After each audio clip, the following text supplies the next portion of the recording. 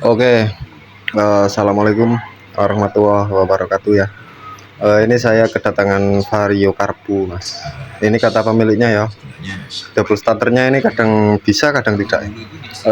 Waktu nggak bisa itu dia jeglek seperti itu ya. Jadi bukan tidak connect, tetapi jeglek ya. Kita coba.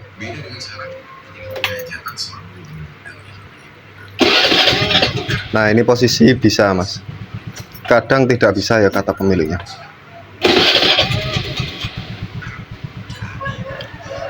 Oke. Oke, ini bisa.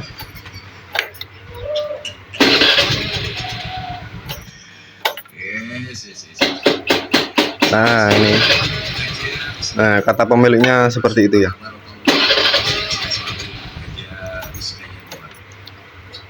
Nah, seperti ini ya kata pemiliknya. Dan ini akinya juga baru katanya, Mas ya. Sudah diganti aki. Jadi buat kawan-kawan ya yang pengguna Vario Karbu ini, apabila starternya mengalami hal seperti itu masalahnya bukan di aki atau bending starter, bukan ya, tetapi masalahnya pada CDI-nya, Mas. Nah, CDI itu kan ada di bagian sini ya. Nah, kalau mau masalah cepat selesai ganti CDI beres ya. Tetapi di sini saya mau membagikan cara ngakalinnya ya, atau kita rubah jalurnya supaya bisa kembali normal dan tanpa mengganti CDI seperti itu ya.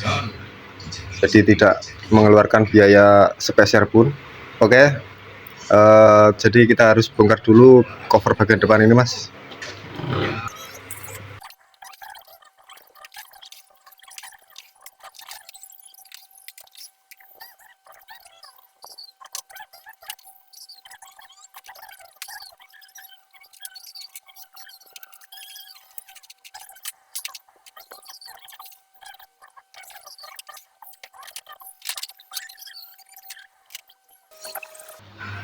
Nah, oke, ini sudah terlepas. Ini ya, akinya baru, Mas. Ternyata ya, ternyata memang baru. Tetapi kok ini akinya GS, bukan original ini ya. Oke, kita coba periksa, Mas, akinya, Mas, menggunakan avometer ya. Jadi ini juga buat kawan-kawan ya, apabila aki normal itu saat kita pencet double starter kok nilainya di bawah 10, itu berarti aki tidak normal. Nah, kita cek pada aki motor ini, Mas, apakah akinya ini turun sampai di bawah 10. Jika tidak, berarti akinya saya pastikan masih normal ya. Oke, kabel avometer ini kita sambung ke plus yang warna merah ya, yang hitam ke min. Selanjutnya skalanya 20 volt DC ya. Oke, di sini terbaca 12,8. Sekarang coba ini kita double starter, Mas. Apabila angkanya ini turun di bawah 10, berarti itu akinya sudah swak seperti itu ya. Jika tidak, berarti aki ini masih normal ya.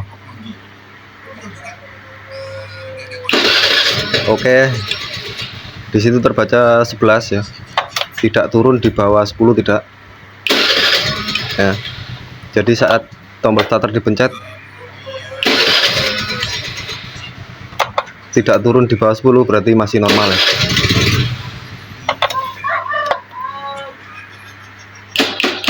Oke, nah ini saat starter kumat black, angkanya tidak turun di bawah 10, berarti ini kan akinya saya pastikan masih normal ya, masih sehat walafiat seperti itu ya. Tetapi jika angkanya turun di bawah 10, Mas, maka itu fix akinya yang rusak ya, akinya yang swak. Oke, berarti masalahnya bukan pada aki ya. Jadi itu tadi masalahnya ada pada CDI ya. Nah, sekarang gimana cara ngakalinnya ya? Cara ngakalinnya seperti ini, Mas. Di sini, nah ini kan bending starternya ya. Di sini ada kabel besar dan kabel kecil. Nah, yang bagian sini ini kan ada kabel kecil 2, Mas ya.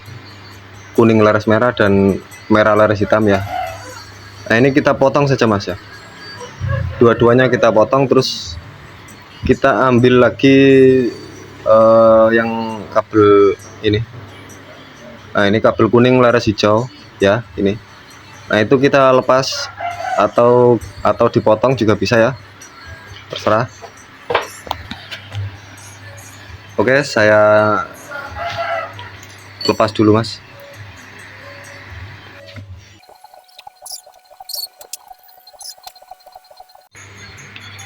Nah, ini Mas ya, saya cut saja, saya potong ya. Ini sudah saya sambung. Nah, jadinya seperti ini Mas ya. Ini dari bendix starter tadi ya, kita potong ya kabel 2. Selanjutnya kabel yang satu ini kita sambung ke sini. Ini kita tarik Mas ya. Jadi dari sini ditarik, lalu kita sambung ke kabel kuning laras hijau ini tadi ya.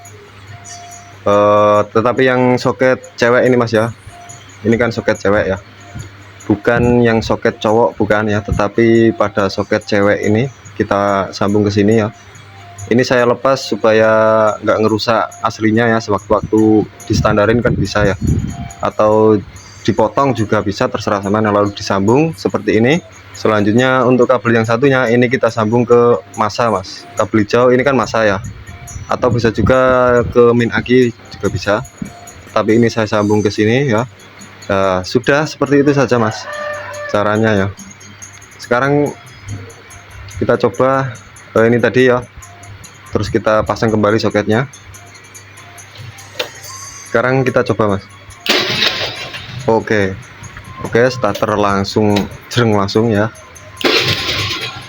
Nah, coba lagi Mas.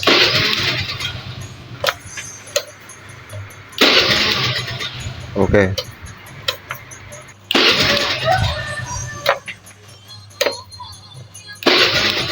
Oke ya, ini saya jamin double starternya sudah kembali normal ini Mas, tidak jelek seperti di awal, saya jamin tidak ya.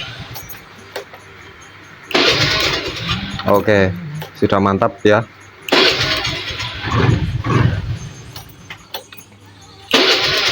Oke, tetapi ini ada kekurangannya Mas ya, saat mesin menyala ini tombol starter bisa dipencet Mas. Nah, ini kan connect ya saat mesin menyala, seharusnya tidak seperti ini Mas ya, hanya itu kekurangannya ya, tetapi itu sih nggak begitu bahaya ya, nggak masalah. Oke, jadi seperti ini tadi Mas. Jadi dari bendik ini kita potong, sambung ke sini dan ke masa seperti itu ya. Oke, atau kita lihat dari sini juga bisa Mas.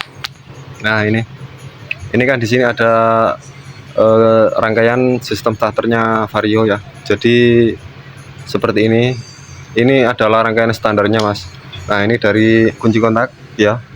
Nah, ini kunci kontak, kemudian mengalir ke sini switch rem ya, rem belakang dan depan. Ketika switch rem ditekan itu menuju ke tombol ditekan baru menuju ke CDI. Nah, yang bermasalah itu CDI nya ini Mas ya.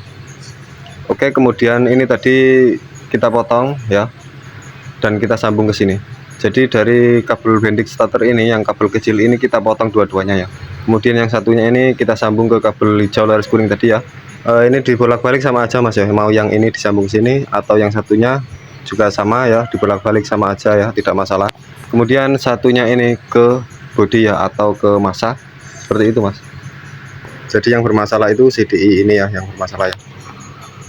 Nah, di sini Mas. Nah, seperti ini cara menyambungnya ya. Jadi dari bendix starter tadi kita potong, lalu kita sambung langsung dari tombol starter ini, kemudian yang satunya ke masa ya. Jadi yang bermasalah itu sebenarnya CDI nya ya, karena sistem starter Vario ini menuju ke CDI dulu baru ke bendix seperti itu ya. Jadi kita jumper, kita langsungin seperti itu Mas ya, tidak melalui CDI ya. Nah, atau seperti ini sederhananya, seperti Supra X125 ini ya, seperti ini. Jadi dari kunci kontak menuju ke sini, ini ibarat switch rem ya, switch rem menuju ke tombol baru ke bendix starter, seperti itu ya, seperti itu. Kemudian lalu satunya ke masa, lalu kabel yang merah gede ini dari aki, kemudian satunya ke dinamo starter, seperti itu. Oke, seperti itu ya cara ngakalinnya atau ngerubah jalurnya. Oke, jangan lupa bantu subscribe Mas, terima kasih.